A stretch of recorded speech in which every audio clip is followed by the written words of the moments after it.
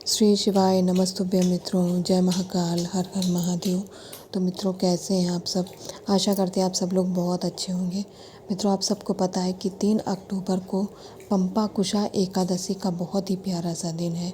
यह साल में 2 बार आती है और यह इस साल की अंतिम एकादशी है, जो कि पंपा एकादशी है। मित्रों, आज के दिन जब हमारे जीवन में बहुत पाप अधिक बढ़ जाते हैं, तब हम सभी लोगों को पंपा एकादशी के दिन कुछ उपायों को कर लेना चाहिए, जिससे हमें उन सभी से छुटकारा मिल जाता है। मेरे साथ वीडियो में लास्ट तक बने रहिएगा और एक एक करके हम 3 उपायों की यहाँ पर बात करने वाले हैं।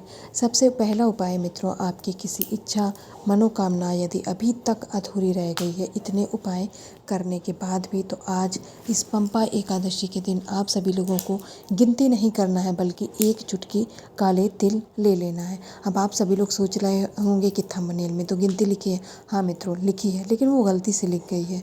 आप लोग गिनती मत करिएगा। पंपा एकादशी के दिन गिनती करके चीज़ें नहीं ली जाती, ठीक है।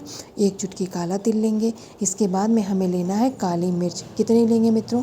काली मिर्च भी आपकी एक चुटकी के अंदर जितनी आ जाए आप उतनी ले लीजिएगा। 2 से 4, 5, 10, 12 जितनी भी आपको ले लेना है। दोनों ही चीज़ों को लेकर के, अर्थात एक चुटकी काला तिल और एक चुटकी आपको काली मिर्च लेना है मित्रों।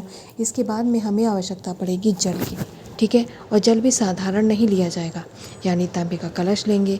उसमें जल तो हम अपने घर का लेंगे, लेकिन गंगा जल ज़रूर से डालेंगे, याद से डालेंगे मित्रों। उसमें गंगा जल डाल लीजिएगा। फिर आपको क्या करना है, इस कलश को उठाना है। आप सभी लोग जानते हैं मित्रों कि एकादशी के दिन जो उपाय किए जाते हैं वो अचूक होते हैं, साधारण नहीं होते। एकादशी हो, मासिक शिवरात्रि हो, प्रदोष हो कोई, उन दिन हम जब भी उपाय करते हैं तो जल के साथ गंगा जल ज़रूर लेते हैं मित्रों। तीनों चीज़ों को लेकर के हम अपने इष्ट, अपने आराध्य महादेव जी की शिवलिंग के पास पहुंच जाएंगे मित्रों। और आप सभी लोगों को क्या करना है, यहाँ पहुंच करके अपना मुख उत्तर दिशा में खड़ करना है मित्रों। इसके बाद में आपके पास है एक चुटकी काला तिल और एक चुटकी काली मिर्च। इन दोनों ही चीज़ों को, क्योंकि हमें क्या करना है, हम अपनी इच्छा मनोकामना को पूर्ण करना चाहते हैं मित्रों, तो यहाँ पर आपको क्या करना है, इन दोनों चीज़ों को महादेव जी की शिवलिंग के ऊपर चढ़ा दीजिएगा। और दोनों हाथ जोड़कर यहाँ पर हम महादेव जी से विनती करेंगे, आपके जीवन में जो भी आपकी इच्छा मनोकामना, मुझे तो नहीं पता कि आप धन के लिए करने गए, रोग बीमारियों के लिए करने गए, या फिर किसी और इच्छा से करने गए। आप अपनी इच्छा मनोकामना कहने के बाद में जो एक लोटा जल है उसे महादेव जी की शिवलिंग के ऊपर चढ़ाएंगे। लेकिन आज हम सभी लोग श्री शिवाय नमस्तुभ्यं न बोल करके आपको एक दूसरा नाम लेना है। और वो नाम क्या है मित्रों? वह नाम है स्वधा स्वधा स्वधा। जी हाँ मित्रों, आपको 3 बार स्वधा स्वधा स्वधा कहना है। जब जल आप महादेव जी की शिवलिंग पे चढ़ा देंगे और वह जल बहता बहता बहता कहाँ गिरेगा? महादेव जी की शिवलिंग से माता अशोक सुंदरी के स्थान से होता हुआ जलाधारी से नीचे गिरेगा। आपको थोड़ा सा जल रोक लेना है।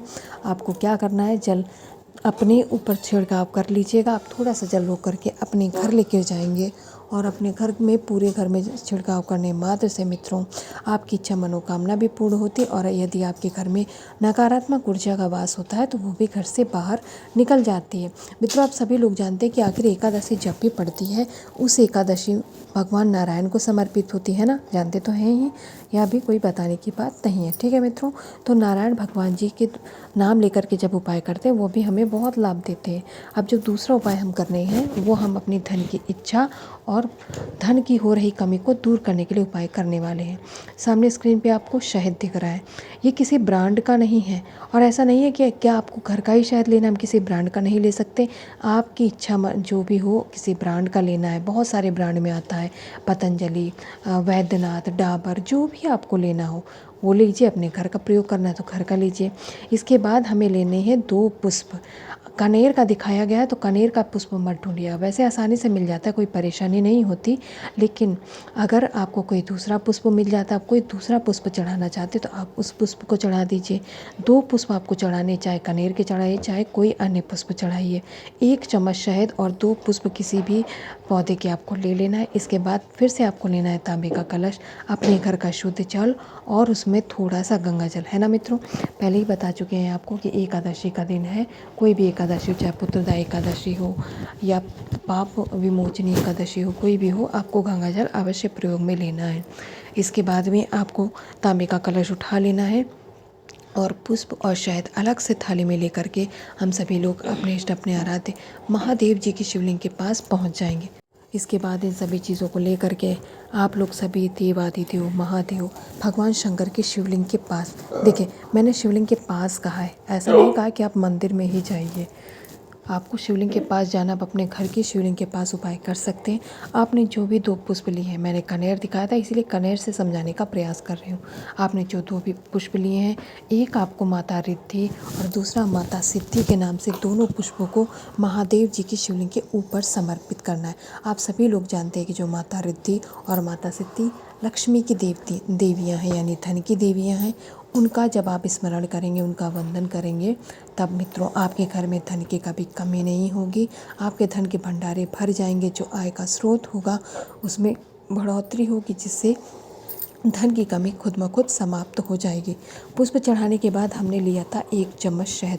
अब आपको उस शहद को इन्हीं दोनों पुष्प के ऊपर, ठीक है, इन्हीं दोनों पुष्प के ऊपर जो भी आपने चढ़ाए हैं उनके ऊपर समर्पित करना है मित्रों। और फिर से आपको माता रिद्धि और माता सिद्धि का ध्यान करके अपने घर में धन की कमी को पूर्ण करने का निवेदन करते हुए समर्पित कर दीजिएगा। और सबसे अंत में 1 लोटा जो जल लिया है उसे श्री शिवाय नमस्तुभ्य मंत्र का जाप करते हुए मित्रों महादेव जी की शिवलिंग पे समर्पित कर देंगे।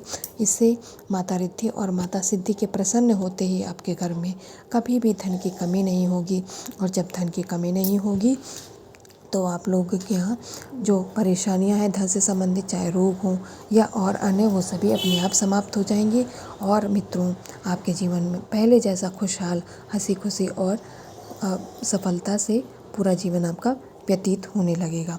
2 उपायों की बात कर ली है और हम सभी लोग अब बात करेंगे यहाँ पर तीसरे और अंतिम उपाय की। उसे जानने से पहले चैनल पर जो भी पहली बार आया है, मेरी आवाज़ पहली बार सुन रहा है मित्रों, वो चैनल को सब्सक्राइब और वीडियो को लाइक करना मत भूलिएगा। जाते जाते कमेंट सेक्शन में कोई भी महादेव का प्यारा सा नाम लिख कर जाइएगा। तीसरा और अंतिम उपाय जो कि मैंने पहले ही बताया था, जब हमारे घर में कोई एक ऐसा व्यक्ति होता है जो बेवजह क्रोध करता है, गुस्सा दिलाता है, घर के माहौल को ख़राब करता है, आपको लेना है 2 लौंग। अगर आप ज़्यादा लेना चाहते तो आप ज़्यादा भी ले सकते हैं। कम से कम आपको 2 लौंग लेने, यानी 1 जोड़ा लौंग लेने के बाद में आपको क्या करना है, अब हमें लेना है शहद। यदि हमें गौ माता की दूध का बना हुआ शहद मिल जाए तो अति उत्तम है। आपको घी लेना है, आपको घी लेना है और घी कम से कम आधा चम्मच। अगर नहीं मिल पाता तो 1 बूंद घी भी चलेगा, लेकिन गौ माता के दूध का ही होना चाहिए, ठीक है मित्रों। इसके बाद में लौंग और जो घी लिया है उसे लेकर के साथ ही में हमें तांबे का कलश लेना है। अपने घर का शुद्ध जल लेंगे और गंगा जल लेंगे मित्रों।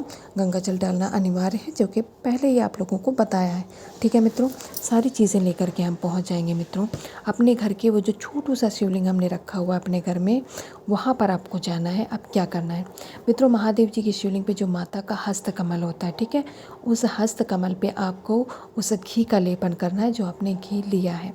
घी का लेपन करने के बाद में हमारे पास बचती हैं 2 लौंग। अगर आपने ज़्यादा लिए हैं तो वो लौंग ले लीजिएगा। और यहाँ पर हमें लेना है एक नाम, बहुत विशेष नाम है, आपने इस नाम से उपाय पहले भी किए हैं मित्रों। हमें नाम लेना है हाटकेश्वर महादेव जी का, ठीक है। हाटकेश्वर महादेव जी का नाम लेकर के आपको उन लौंग को महादेव जी की शिवलिंग पे समर्पित कर देना है। और दोनों हाथ जोड़ करके हम महादेव जी से उस व्यक्ति का नाम और गोत्र का नाम बोल करके उस व्यक्ति के लिए हम निवेदन करेंगे जो घर में क्रोध करता है, बेकार में लड़ाई झगड़े करता है, घर का माहौल ख़राब करता है, सबसे उसने झगड़े मोले रखे हैं। उस व्यक्ति का नाम और गोत्र का नाम लेने के बाद में जो 1 लोटा जल है उसे श्री शिवाय नमस्तुभ्य मंत्र का जाप करते हुए समर्पित कर दीजिएगा मित्रों।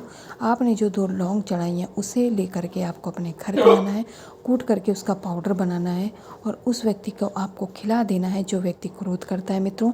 यकीन मानिएगा, इस पंपा कुशा एकादशी के दिन आपके दिन उस व्यक्ति के अंदर की जितनी भी कड़वाहट है वो दूर हो जाएगी और वह पहले जैसा सबसे मिलकर रहने लगेगा। श्री शिवाय नमस्तुभ्यं।